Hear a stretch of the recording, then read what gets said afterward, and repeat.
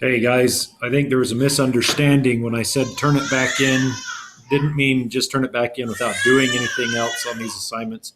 What I actually want you to do is go in and fix what you did wrong, and then you can go through and do everything that should be done and turn it back in. Anyway, that would be awesome. Just a suggestion though. Okay, I'm going to make that a little bigger. I'm going to go through this real quick. Sorry, I should have had that ready. So, if I'm looking at, first off, with rhetoric, three types: ethos, which is an appeal to ethics or your credibility. So, you're trying to convince people that you are a good person to listen to, either because you believe the same things as them, you have shared values, or you're an authority on the subject. Okay. Logos, your appeal to logic or reason. You're using a lot of facts and that kind of thing to explain and support what you were saying. Okay. Pathos is an appeal to emotion. You're trying to create an emotional response. So if you look at this right here, don't worry, you can trust me. It says ethos, logos, or pathos. You shouldn't trust Richard Nixon, first of all, but that's not the point. It's not whether you should or not. It's what is he saying? He's saying, you can trust me. That is an appeal to credibility, ethos, authority. He is an authority on, he's somebody we can trust, or at least he wants us to think that. Okay. Now, if I go, can you hear my kids screaming in the background? Anyway, they're sad because I keep having to grade assignments all day long that haven't been fixed. It's a huge waste of everyone's time. Let's see, next question. Oh, by the way, it says explain. Did you guys know that when it says explain, you should explain your answer? So we could say something like this. I could say, ethos, he is trying to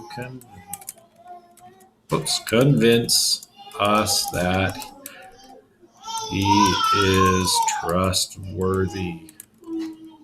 So we should listen to him. There you go. Okay, next one. Dwight says, the United States is the land of the free. False. He gives a fact. Okay, that is logos. It's a fact. You can just say he uses a fact to back up his answer. That would be good enough. And then, hold on, I gotta be. Okay, again, pathos here. They're appealing to your emotions. Just explain it. It's a sad picture. It's trying to get you to feel bad so that you give them some money. Okay, Trump tweets. You go and explain it. If I looked at one of these, let's look at this one. Why would Kim Jong-un insult me by calling me old when I would never call him short and fat? Oh, well, I try so hard to be his friend, and maybe someday that will happen. He's not really trying to be his friend. It's a joke, okay? He's being sarcastic. He said, I'd never call him short and fat. That would be rude. He just did it, right? Yeah, that's some little almost satire there, but it's sarcasm. Anyway, he is appealing to your emotions. He's trying to make it funny. That's what he's doing. There's no short and fat. You can't say, well, that's a fact. He is.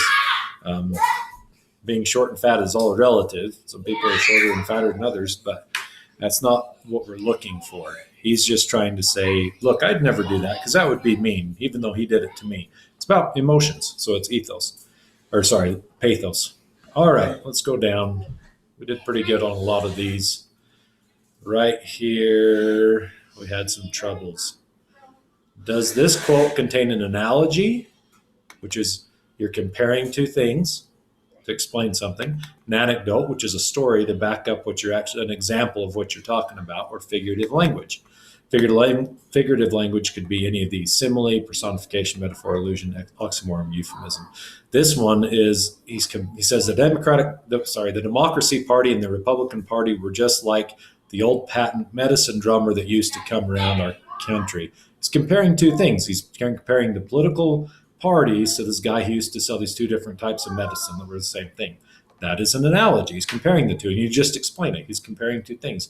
But again, for some reason, we're not getting this part. Explain. Probably because it's slightly hard. I don't know. But you guys can do it because I believe in you.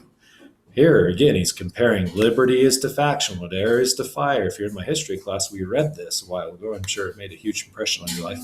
Here again, we're 5,000 feet away, 5,000 feet away on Everest. At those elevations, you might as well be trying to rescue the people in Apollo 13. You're comparing, he's doing a comparison. You can say it's hyperbole, that it's that far away. It's an exaggeration. Hey. Mr. Water Bottle? Okay, here's one. Let every nation know, whether it wishes us well or ill, that we shall do these things. We shall pay any price. We shall bear any burden. We shall meet any hardship. We shall support any friend. We shall oppose any foe. That sounds like parallelism to me, and I can just say there's a whole bunch of phrases in the same pattern. Okay. Watch the video, Donald Trump's rhetoric. Hopefully you did that, and Churchill's, those we did okay. Please go and fix those guys and explain your answers. And when you turn something in, make sure you've actually fixed it first so you're not wasting your time and I'm not wasting my time. Oh, and have a wonderful day. I hope life's going well for you.